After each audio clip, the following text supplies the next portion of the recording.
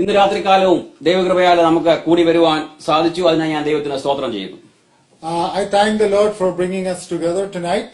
കഴിഞ്ഞ രാത്രികാലം I was going through several passages. ഇന്നലെ രാത്രി ഞാൻ ഒരുപാട് ഊടുവഴി കൂടെ ഒക്കെ സഞ്ചരിച്ചു. പല പല വചനഭാഗങ്ങൾ എന്റെ മുന്നിൽ കൂടി കടന്നുപോയെങ്കിലും ഒരു പ്രത്യേക വചനഭാഗം വന്നപ്പോൾ ഞാൻ അല്പം നിൽക്കുവാനിടയായി. There are so many passages that came through my mind, but I stood at one passage. രാത്രി മുഴുവനും ഈ പുസ്തകത്തിന്റെ മുൻപിലായിരിക്കാൻ ദൈവം സഹായിച്ചു. Whole night I was in front of this book. എന്റെ ഇന്നത്തെ വിഷയം എന്ന് പറയുന്നത് പ്രവൃത്തിയില്ലാത്ത വിശ്വാസത്തെ കുറിച്ചാണ്. Amen. Today's my subject, dead faith. അതിനാധാരമായിട്ട് നമുക്കൊരു വേദഭാഗം വായിക്കാം. James 2:14. For that document, let's read one portion. അവൻ പുറത്തോട്ടങ്ങാണ്ട് പോയി. അല്ല, ബൈബിളിലെ അത് പത്രോസിന്റെ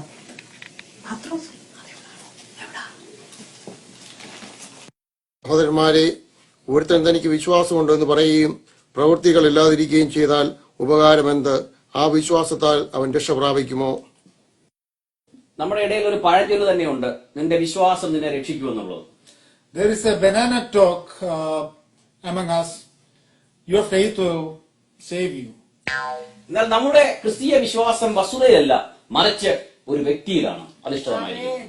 Our faith is not on property, it's on ourselves.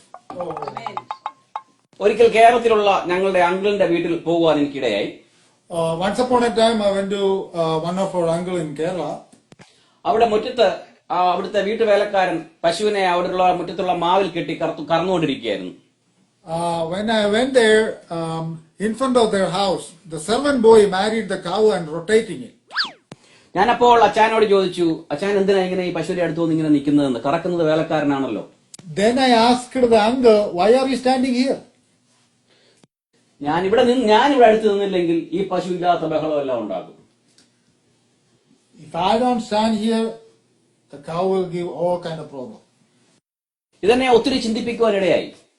ആ പശുവിന്റെ ചിന്ത തന്റെ യജമാനൻ അടുത്തുള്ളപ്പോൾ തനിക്കൊരു ചുക്കും പേടിക്കാനുള്ള എന്നുള്ള പശുവിന്റെ വിശ്വാസം. This made me think a lot. When the master is by the cow don't have to worry about no dry ginger. തന്റെ യജമാനൻ അടുത്തുള്ളപ്പോൾ പശുവിന് എവിടെ കിടക്കുന്നതിനെ കുറിച്ച് ഭാരപ്പെടാനില്ല. The master is beside you. Amen. The cow don't have to worry about where he lay down. തന്റെ യജമാനൻ അടുത്തുള്ളപ്പോൾ എന്ത് തിന്നുമെന്നുള്ളതിനെ കുറിച്ച് Glory, The hallelujah. master is beside it. The cow don't have to worry what he Yes, gonna Lord, eat. hallelujah. The cow don't have to worry about any grass, any kind of grass, what it eats. Amen, പശുവിന് amen. പുല്ലും വിഷയമില്ല. പ്രിയ ദൈവമക്കളെ, ഇന്ന് രാത്രികാലത്ത് എന്റെ message ഇതാണ്. നമ്മൾ ഈ പശുവിനേക്കാൾ എത്രയോ ശ്രേഷ്ഠന്മാർ.